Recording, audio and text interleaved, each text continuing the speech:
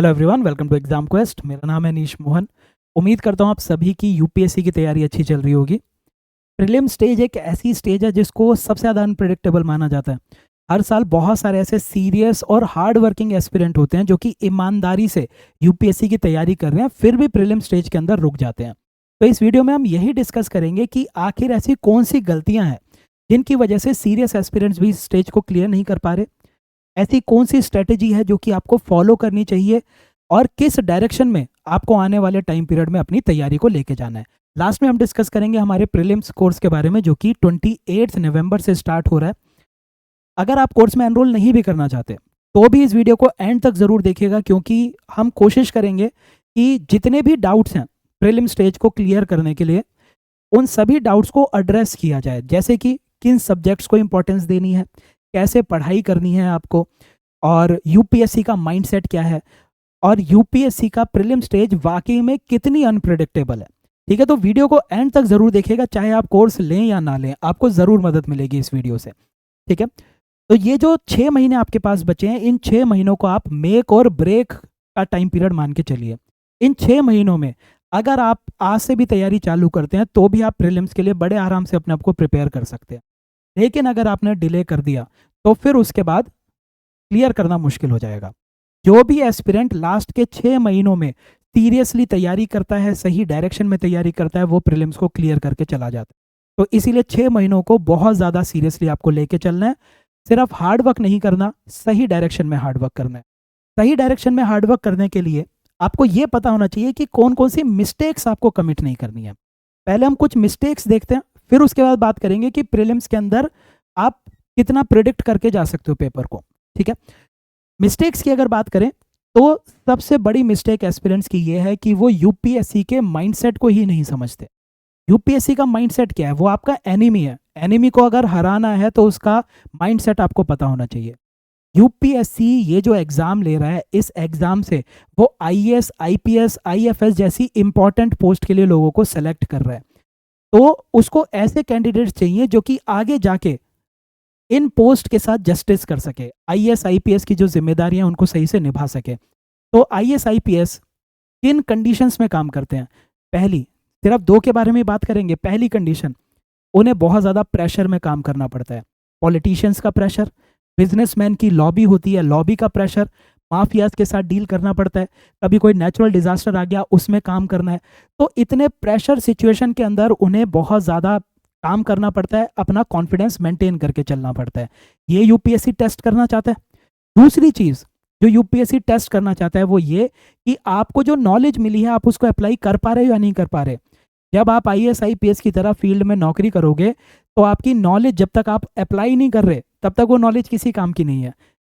Prelim stage के अंदर UPSC aspirants को इन्हीं दो चीज़ों के ऊपर एक्सक्लूड करना चाहता है। वो चाहता है कि जितने भी कैंडिडेट्स आज की डेट में नॉन डिजर्विंग हैं उन्हें प्रीलिम्स में ही छांट के बाहर कर दिया जाए।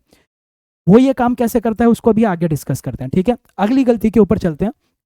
अगली गलती है मल्टीपल सोर्सेज होना। मल्टीपल सोर्सेज की वजह से प्रॉब्लम क्या होती है? अगर मैं हिस्ट्री की बात करूं तो हिस्ट्री के लिए आपको ओल्ड एनसीईआरटीज पढ़नी है, न्यू एनसीईआरटीज पढ़नी है, आपको बिपिन चंद्रा पढ़नी है। इतने सारे सोर्सेज हो गए।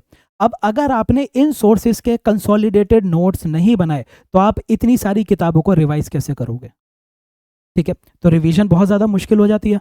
पॉलिटी की बात की जाए, लक्ष्मीकांत के ऊपर सब रिलाई करते हैं। लक्ष्मीकांत के साथ साथ आज की डेट में ये सफिशिएंट नहीं रही, आपको इंडियन कॉन्स्टिट्यूशन पढ़ना पड़ेगा। 2 बुक्स हो गई।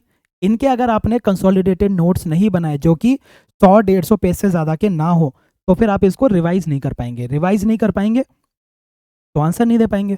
तो सबसे बड़ी गलती जो यूपीएससी एस्पिरेंट्स करते हैं वो ये कि उनके पास हर सब्जेक्ट के लिए एक सिंगल कंसोलिडेटेड नोट्स या फिर एक सिंगल सोर्स नहीं होता, जिसकी वजह से वो पूरे 3-4 महीने तक इन किताबों को पढ़ते रहेंगे।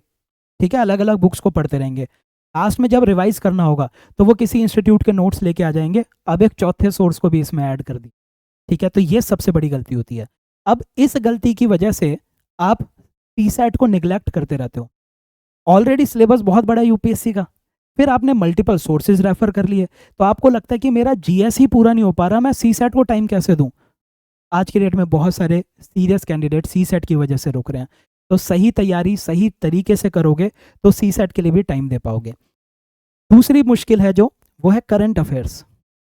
करंट अफेयर्स के लिए भी सेम प्रॉब्लम है कि करंट अफेयर्स के लिए आप मल्टीपल सोर्सेज रेफर कर रहे हो, एक ही सोर्स को बार बार रिवाइज नहीं कर रहे, और उसके पीछे कारण ये है कि you can not trust one single source of current affairs.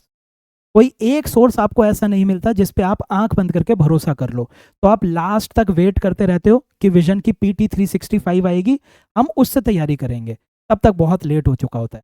तो करंट अफेयर्स के लिए तो खैर हम यूट्यूब के ऊपर ही आपको पूरा करंट अफेयर्स कराएंगे, which would be more than enough for prelims 2025, ठीक है। लेकिन ये भी एक प्रॉब्लम है जो स्टूडेंट्स फेस करते हैं, ठीक है।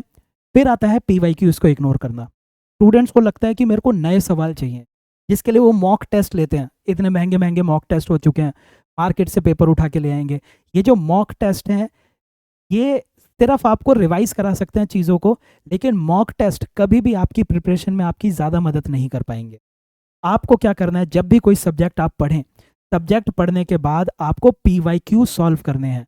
PYQs को निगलेक्ट आपको करके नहीं जाना।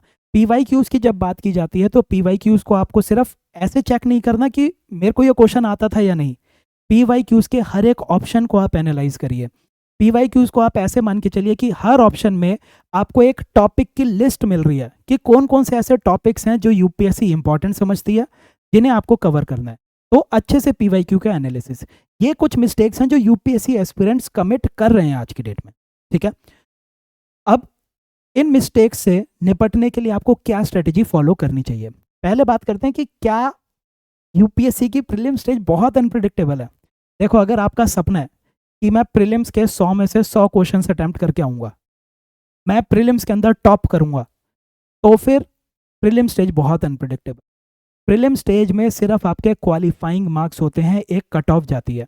कट ऑफ कितनी रहती है? 40 to 50% के बीच में रह रही है।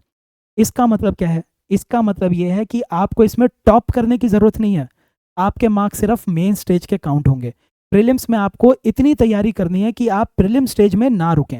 लेकिन जब एस्पिरेंट्स बहुत ज़्यादा ग्रीडी हो जाते हैं, उन्हें लगता है कि मैं 100 के 100 क्वेश्चन करके आऊँगा, तब वो प्रीलिम्स की कट ऑफ से दूर हो जाते हैं।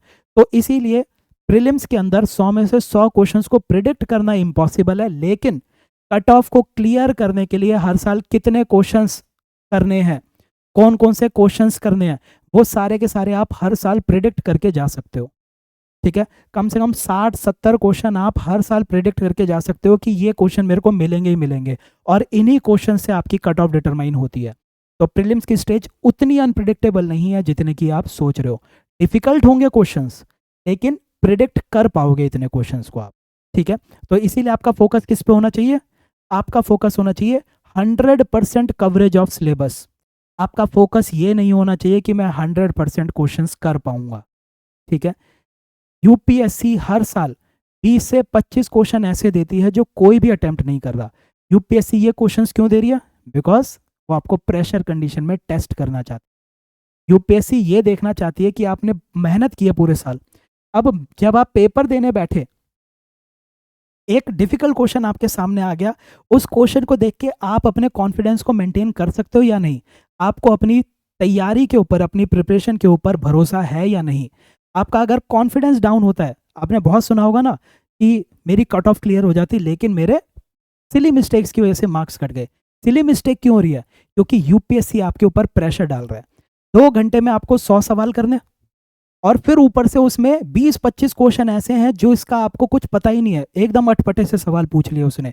यही तो प्रेशर वो टेस्ट करना चाहता है, और यहीं पे ही आपको अपनी तैयारी पे कॉन्फिडेंस होना चाहिए कि भले ही मैं ये क्वेश्चन नहीं कर पा रहा, लेकिन कट ऑफ क्लियर करने के लिए मेरी तैयारी मोर देन इनफ है। अगले क्वेश्चन पे चलते हैं, ठीक है। तो इसीलिए cover 100% of the syllabus. 100% of the syllabus की मैं क्यों बात कर रहा हूँ? क्योंकि हर सब्जेक्ट से आपको ईजी क्वेश्चंस देखने को मिलेंगे, मॉडरेट क्वेश्चंस देखने को मिलेंगे, और टफ क्वेश्चंस देखने को मिलेंगे। आपकी कट ऑफ डिटरमाइन होती है सिर्फ और सिर्फ हर सब्जेक्ट के इजी क्वेश्चन से। अगर आप हर सब्जेक्ट के सारे इजी क्वेश्चंस को सही से करके आ रहे हैं, तो आप यकीन मानिए आप कट ऑफ क्लियर कर रहे हैं उस साल, ठीक है। तो आपको यह इंश्योर करना है कि आप हर एक सब्जेक्ट को पूरी तरह से कवर करके जाएं।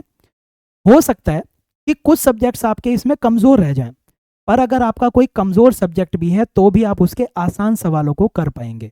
और यही आपका फोकस होना चाहिए। 100% कवरेज ऑफ सिलेबस। कुछ सब्जेक्ट्स आपके स्ट्रांग होंगे जहां से आप मॉडरेट और डिफिकल्ट क्वेश्चंस को भी कर पाएंगे, कुछ सब्जेक्ट्स आपके वीक होंगे, तो उन सब्जेक्ट्स के आप कम से कम इजी क्वेश्चंस तो करके ही आएंगे। तो इसीलिए 100% coverage of the syllabus is very important.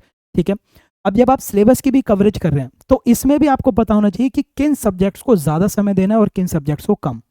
तो यूपीएससी के अंदर आपके बिग 4 या फिर बिग 5 सब्जेक्ट्स होते हैं जिसके ऊपर आपको सबसे ज़्यादा ध्यान देना है। सबसे पहले आपका इंडियन पॉलिटी। अगर आप इंडियन कॉन्स्टिट्यूशन को अच्छे से पढ़ के जा रहे हैं और आपने करंट अफेयर्स अच्छे से कवर कर लिया, इसके अलावा आपको किसी और सोर्स की ज़रूरत नहीं है।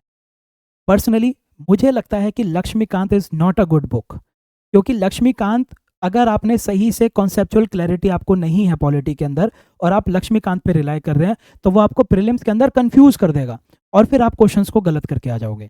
इसीलिए आपको कॉन्स्टिट्यूशन अच्छे से पता होना चाहिए, पढ़ा होना चाहिए, और आपको करंट अफेयर्स की अच्छे से तैयारी करनी है। ठीक है, इंडियन पॉलिटी।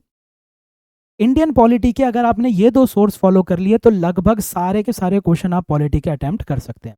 दूसरा आपका इंडियन इकोनॉमी। सेम, किसी भी इंस्टीट्यूट के नोट्स ले लीजिए इंडियन इकोनॉमी के, वो नोट्स पढ़िए, करंट अफेयर्स करिए, और कोई और बुक रेफर करने की ज़रूरत नहीं है। इकोनॉमी के भी आप काफ़ी क्वेश्चंस इजीली अटेम्प्ट कर पाएंगे। फिर उसके बाद आता है आपका हिस्ट्री। हिस्ट्री में हम मॉडर्न इंडिया हिस्ट्री की बात कर रहे हैं। रिसेंट टाइम्स में मॉडर्न इंडिया हिस्ट्री की वेटेज थोड़ी सी कम हो गई है, लेकिन मॉडर्न इंडिया हिस्ट्री इतना इंपॉर्टेंट सब्जेक्ट है कि यूपीएससी किसी भी साल इसकी वेटेज को इंक्रीज कर सकता है। तो आप कभी भी मॉडर्न इंडिया हिस्ट्री को निगलेक्ट करके नहीं जा सकते। तो ये 3 सब्जेक्ट हो गए। चौथा है आपका science and technology. Recent times में साइंस एंड टेक एक ऐसा सब्जेक्ट बन चुका है जिसको आप बड़े आसानी से 20 से 22 घंटे में खत्म कर लोगे। 20-22 घंटे में आपने एक बार साइंस एंड टेक को अच्छे से समझ लिया, उसके बाद उसकी रिवीजन आपने टाइम टू टाइम कर ली, तो साइंस एंड टेक के सबसे इजी क्वेश्चंस आ रहे हैं और काफ़ी क्वेश्चंस आ रहे हैं। तो इसीलिए बिग 4 के अंदर मैं साइंस एंड टेक को भी इंक्लूड करता हूँ। एक और सब्जेक्ट आप इसमें रख सकते हैं, वो है ज्योग्राफी। रिसेंट टाइम्स में एक ट्रेंड देखने को मिल रहा है कि यूपीएससी ज्योग्राफी के ज़्यादा सवाल पूछने चालू कर रहा है, तो इसीलिए आपको ज्योग्राफी को भी सफिशिएंट टाइम देने की ज़रूरत है आज की डेट में। ठीक है, फिर इन सब्जेक्ट्स को कवर करने के बाद आपके सब्जेक्ट्स बचते हैं environment, art and culture, medieval and ancient history. ठीक है, एनवायरनमेंट, आर्ट एंड कल्चर और आपकी जो एंशियंट मिडिवल हिस्ट्री है, यहाँ से नंबर ऑफ क्वेश्चंस बहुत सारे आ रहे हैं। मैं इसकी मना नहीं कर रहा, एनवायरनमेंट के भी बहुत सारे सवाल आ रहे हैं, लेकिन प्रॉब्लम यह है कि इन 3 सब्जेक्ट से जो क्वेश्चंस आ रहे हैं दे आर वेरी डिफिकल्ट। जो ऑप्शनल, जिनका हिस्ट्री ऑप्शनल है, वो भी हो सकता है आर्ट एंड कल्चर और एंशियंट मिडिवल के क्वेश्चंस को ना कर पाए प्रीलिम्स के अंदर। तो इसीलिए इन सब्जेक्ट्स को आपको सेकेंडरी इंपॉर्टेंस देनी है। सेकेंडरी इंपॉर्टेंस से मेरा मतलब ये नहीं है कि आपको ये पढ़ने नहीं है, इसका मतलब ये है कि आपको इनके बेसिक्स अच्छे से कवर करने हैं, कि अगर कोई ऐसा क्वेश्चन आ रहा है जो आपकी बुक्स के अंदर लिखा हुआ है जिसके बारे में, आपको वो क्वेश्चन आना चाहिए। अगर कोई बहुत ही आसान क्वेश्चन है जो बाकी सारे एस्पिरेंट्स करके आ पा रहे हैं, तो you should be able to answer that question. ठीक है, तो इनको आपको पढ़ना जरूर है, लेकिन इनके पीछे आपको ऑब्सेस नहीं करना है, specially over environment and art and culture. बहुत डिफिकल्ट क्वेश्चन आ जाते हैं, अटपटे से ऊट पटांग क्वेश्चन पूछ रहा है यूपीएससी, नहीं कर पाओगे। ठीक है, लेकिन बेसिक्स अच्छे से कवर करके जाना है आपको। जो इन्फॉर्मेशन इजीली अवेलेबल है वो आपको अच्छे से पढ़ के जानी है। उसके बाद कम टू पीवाईक्यूज। जैसे ही आपका सब्जेक्ट खत्म हो जाए, किसी इंस्टीट्यूट के क्वेश्चंस नहीं उठाने, उस सब्जेक्ट के जितने पीवाईक्यूज आप कर सकते हो उतने पीवाईक्यूज करो। पीवाईक्यू के अंदर जितनी भी स्टेटमेंट दे रखी है उस स्टेटमेंट को एनालाइज करो। ठीक है, आपको पीवाईक्यूज को पहले अच्छे से सॉल्व करना है, उसके बाद अगर आपको टाइम मिलता है तो फिर आप किसी इंस्टीट्यूट के मॉक पेपर को यूज कर सकते हो। ठीक है, करंट अफेयर्स के लिए ऑलरेडी बता चुका हूँ, हमारे चैनल पे आपका पूरा का पूरा आएगा। इनफैक्ट पीवाईक्यूज भी हमारे चैनल के ऊपर पूरी तरह से एनालाइज करके आपको करवाए जाएंगे। करंट अफेयर्स आपका मंडे से स्टार्ट हो जाएगा, कमिंग मंडे से। ठीक है, एंड जो भी आप पढ़ रहे हैं उनके नोट्स बनाइए। ऐसे नोट्स बनाइए कि जिनको देख के आप रिकॉल कर सकें, ताकि आपको रिवीजन में मदद मिले। ठीक है, अब सुनने में लगता है कि ये बहुत ही ओवरवेलमिंग चीज़ है। अगर आप ऑलरेडी एक अच्छी तैयारी कर चुके हैं तो बहुत ही अच्छी चीज़, लेकिन अगर आपको लगता है कि आपको एक सपोर्ट की, एक गाइडेंस की ज़रूरत है जो आपको सही डायरेक्शन में गाइडेंस प्रोवाइड करे, आपको ऐसे नोट्स प्रोवाइड करे जिसके बाद आपको कुछ और पढ़ने की ज़रूरत ना पड़े, तो आप हमारे प्रीलिम्स के बैच 2 में एनरोल कर सकते हैं, जो कि 28 नवंबर से स्टार्ट हो रहा है। बैच चाहे कैसे भी हो, आपका फरवरी एंड या फिर मैक्सिमम मिड मार्च तक आपका ये बैच पूरा का पूरा सिलेबस फिनिश करा देगा। हमारा फोकस सिर्फ इस बात पे नहीं होता कि आपका सिलेबस फिनिश कराया जाए, सिलेबस तो फिनिश होना ही होना है। हमारा फोकस होता है कि अगर आप 2 घंटे हमें दे रहे हैं तो उन 2 घंटों में जो आपको पढ़ाया जा रहा है वो आपको याद भी हो। ठीक है, तो इसीलिए हमारी जो क्लासेस होती हैं उसमें हम बार बार चीज़ों को रिपीट करते हैं, चीज़ों को रिकॉल कराते हैं, ताकि जो भी हम पढ़ा रहे हैं वो आपको याद रहे और आपको कोई अलग से एफर्ट ना करना पड़े। तो जो भी आपका फ्री टाइम होता है उस फ्री टाइम में आप सी सेट की तैयारी कर सकें। सिर्फ जीएस से पेपर क्लियर नहीं होगा, आपको सी सेट भी पढ़ना है। ठीक है, जो नोट्स हम देंगे इसके अलावा आपको कुछ और मटेरियल, कुछ और बुक रेफर नहीं करना है। नोट्स को हम मल्टीपल सोर्सेज रेफर करके नोट्स बनाए जाते हैं, जो कि मिक्स होता है हैंड रिटन नोट्स का और टाइप्ड नोट्स का, ताकि आप ज़्यादा से ज़्यादा चीज़ों को याद रख सकें, ज़्यादा से ज़्यादा इंफॉर्मेशन हम आपको नोट्स में प्रोवाइड कर सकें।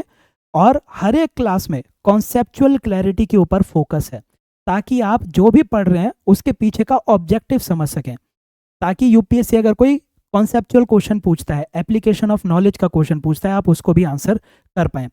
जैसे ही आपका सब्जेक्ट खत्म हो जाएगा, पीवाईक्यू एनालिसिस आपको दिया जाएगा, प्लस आपको एमसीक्यूज दिए जाएंगे टॉपिक वाइज, जो कि यूपीएससी के स्टैंडर्ड के होंगे। ऐसा नहीं है कि कुछ भी हमने किसी और से क्वेश्चंस बनवा लिए।